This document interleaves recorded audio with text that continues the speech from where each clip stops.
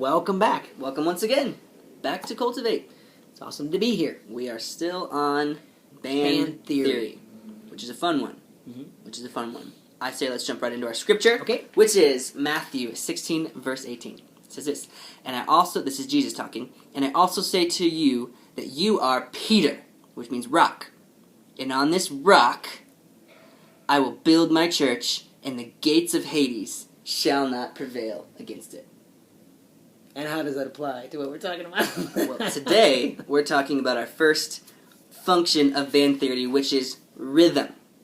And everything is built upon the foundation of rhythm. You're right. You're absolutely right. When it comes to music, that is the first thing that everyone needs to get a grip with. Before you know what key you're in, before you know what kind of style you're playing, you gotta know what the rhythm is. Right. Rhythm sets up everything.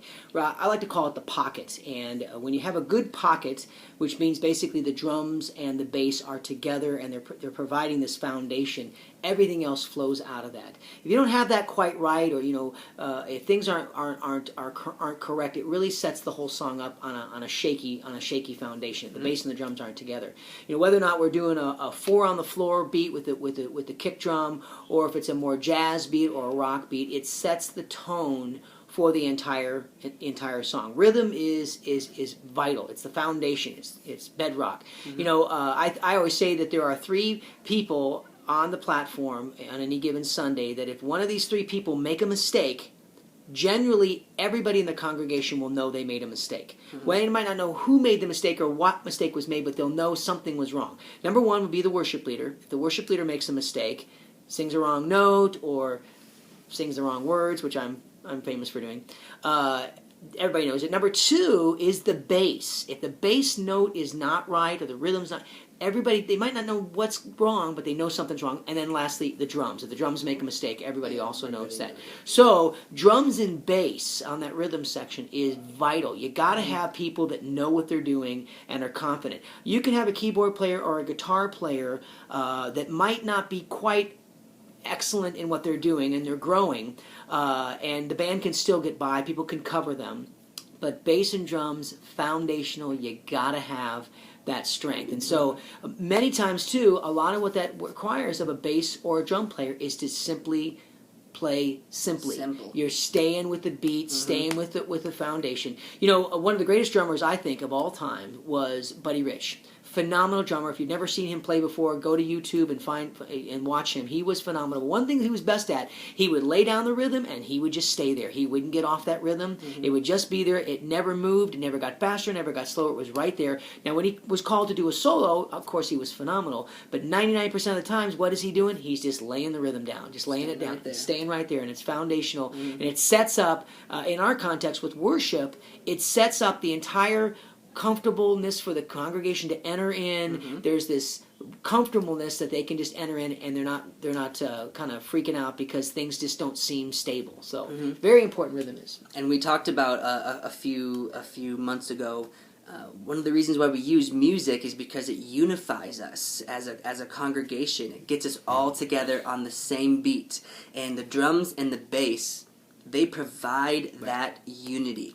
If you guys aren't together, if we don't have a solid rhythm, man, we can't, as a congregation, be unified. So it's super, super important. And another thing, if you're a drummer or you're a bass player, you are not a solo musician. That's true. You're leaving that to the vocals. You're leaving that to if there's some other lead guitar or something, solo or a keyboard lead line or something like that. Oftentimes, it's hard to just kind of sit back in that pocket because you're not going to be noticed. No one's going to notice you unless you mess up, which is never fun. But man, you provide that rhythm. So don't try to be a solo instrument. Understand that you are providing the foundation for us as a congregation to be unified in our glorification of the Lord. Right. It's so important. You are where that unity begins. Right. Also, if you're not a drummer or a bass player, you are not supposed to be providing the rhythm. So don't try it. However, beating on your guitar or tapping on the keyboard. Clapping hands. Yeah, well, you can clap your hands. Oh yeah, if you're a member of the congregation, clap your hands. Clap on beat. We appreciate that. 2 and 4. Yes. Not 1 and 3. And in rhythm too. So All right. Is that Well, it? we've got a challenge. What's the challenge? Don't forget about the challenge. Oh, I forgot about the challenge. You never told me what the challenge was this week, so I don't- I'm a little bit mysterious. I have no idea. No. What is the the challenge? It's a pretty obvious challenge.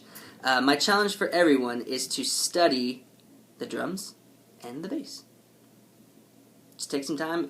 The best way to study it is to listen to any song that you like, a different style, or maybe just worship style, and just listen to the drums, listen to the bass, and study it. Study how it works. Study what you like, what you don't like. Study what they provide, what they do, and how to stay out of the way. See how the drums and the bass work together. Many times you'll find your bass player will be pounding out his notes right in sync with the kick drum, and so that's one of the That's what makes techniques that they do. pocket. Yeah, it's awesome. Cool. Cool. Cultivate. All right. See you next week.